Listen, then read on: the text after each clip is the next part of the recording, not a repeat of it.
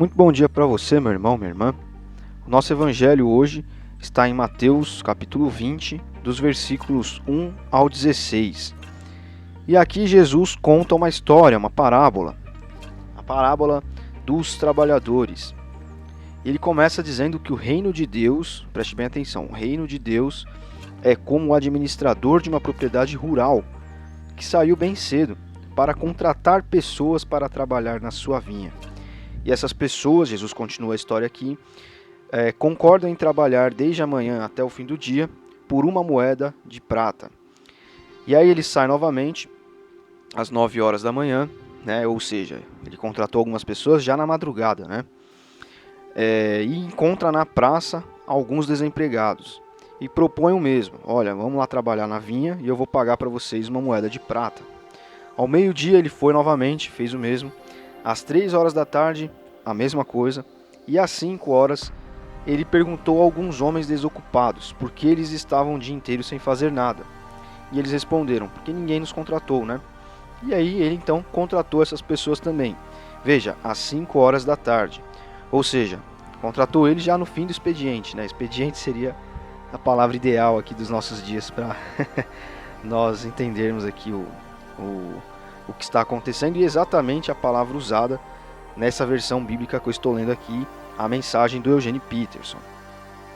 E aí, quando acabou o expediente, ele chamou o capataz e instruiu: olha, você pague as pessoas que nós contratamos e que eu contratei, né, melhor dizendo, e você comece pagando primeiro os que chegaram por último, ou seja, os que foram contratados às 5 horas. E aí o capataz fez isso, e os que foram contratados já na madrugada, bem de manhãzinha, reclamaram, dizendo que aquilo era injusto. E aí ele responde assim, e aqui está o cerne da questão que eu quero abordar com você rapidamente hoje. Amigo, eu não fui injusto. Nós concordamos com esse valor, não concordamos? Então pegue o seu dinheiro e vá embora. Decidi dar ao último grupo o mesmo que daria a você. Será que não posso fazer o que quero com o meu dinheiro? Você vai se mostrar mesquinho por eu ter sido generoso? Eu gosto muito dessa versão porque ela é bem contemporânea. Então, Jesus conclui aqui esse trecho, e aí tem o versículo 16, né, que nós já vamos ler, mas aqui no fim do 15 ele diz para aquelas pessoas que trabalharam, receberam o acordado, mas estavam acusando o patrão de ser injusto. Você vai se mostrar mesquinho por eu ter sido generoso, né? Grave bem essa frase.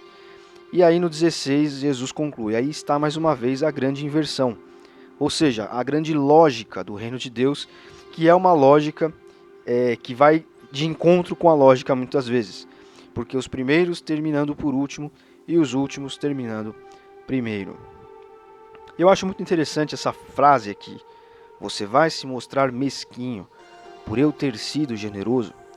Quantas vezes dentro das igrejas nós não encontramos pessoas que são mesquinhas por conta da generosidade de quem discipula aquelas pessoas, de quem pastoreia aquelas pessoas. Alguém olha para outra pessoa dentro da igreja e, achando que aquela pessoa é indigna por conta de qualquer tipo de pecado, alguma coisa que aquela pessoa enxerga, e diz: olha só, mas como que pode fulano estar lá na frente tocando? Como pode fulano estar à frente de tal ministério? Como pode isso? Como pode aquilo? As pessoas são mesquinhas quando você age com generosidade.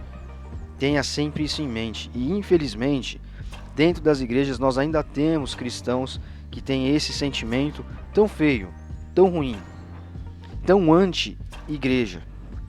Porque por mais que a pessoa esteja congregando, não seja um desigrejado, nada assim, não seja um desviado, né? Ou seja, que saiu do caminho, saiu da igreja, quando ela olha para alguém dentro da igreja com esse olhar de que, olha, aquela pessoa não pode estar ali em cima fazendo isso, aquela pessoa não pode estar em tal posição fazendo aquilo, ela está tendo um pensamento anti-igreja, porque ela está se esquecendo que a igreja serve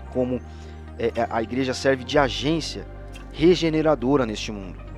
E como agência de regeneração das almas, a igreja não deve afastar as pessoas que muitas vezes erram. Ao contrário, A igreja deve acolher, e muitas vezes acolher é manter aquela pessoa na sua função, no seu cargo, desde que ela esteja sendo pastoreada, desde que ela esteja sendo discipulada. Veja, muitas pessoas na igreja precisam trocar a palavra disciplina pela palavra discipulado. As pessoas às vezes pensam somente com a cabeça da disciplina. E o que é a disciplina? Olha, você tira a pessoa dali e põe ela de banco. Ela vai ficar de banco, não vai fazer nada na igreja. A pessoa de banco, ela fica fraca na fé. Primeiro, ela é exposta. Segundo, ela deixa de fazer algo que é prazeroso para ela.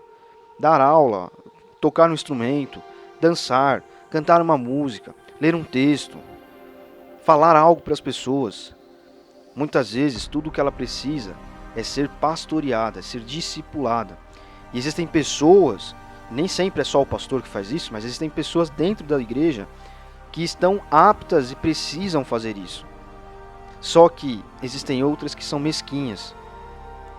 E quando um pastor ou um líder mostra generosidade com alguém e fala, olha, mesmo errando, eu quero que você fique aí, faça o que você está fazendo para Deus, bem feito, peça perdão a Ele pelos seus pecados, e olha, eu não vou te empurrar para fora, eu vou te acolher e nós vamos caminhar junto.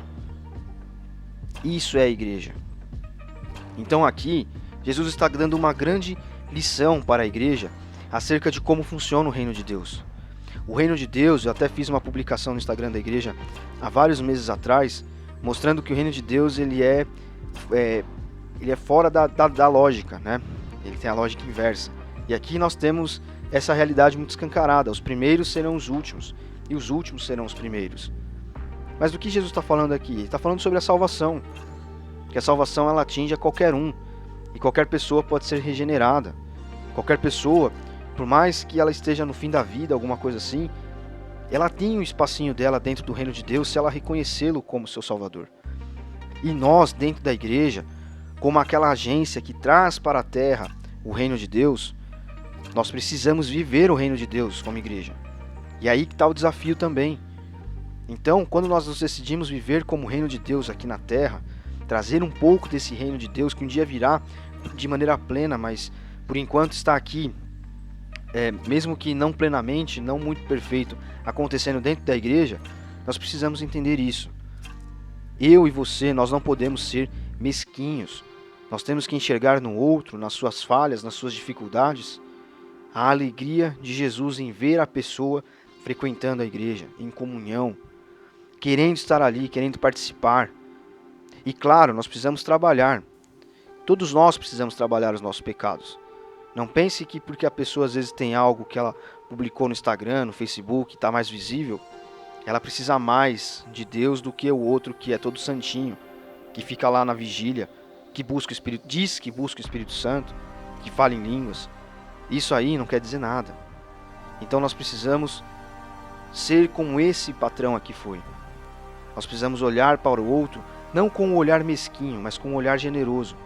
Deus já combinou algo com você. Você se salvou, agora é momento de você trabalhar na igreja para Ele, para levar a expansão do reino de Deus. E o outro, que ainda tem as suas dificuldades e que chegou depois, vai receber o mesmo salário que você, a salvação. Com todos os seus problemas, nós precisamos mantê-lo perto para que ele também trabalhe pelo reino de Deus. E assim o reino avance, o evangelho vá adiante. Esse é um desafio. Aqui nós temos um desafio para a igreja. Mas ele pode ser vivido, como Jesus colocou aqui. Que nós não nos mostremos mesquinhos hoje. E que nós possamos ter sabedoria para ensinar aquelas pessoas que ainda enxergam dessa maneira, infelizmente. Deus abençoe você. Até amanhã.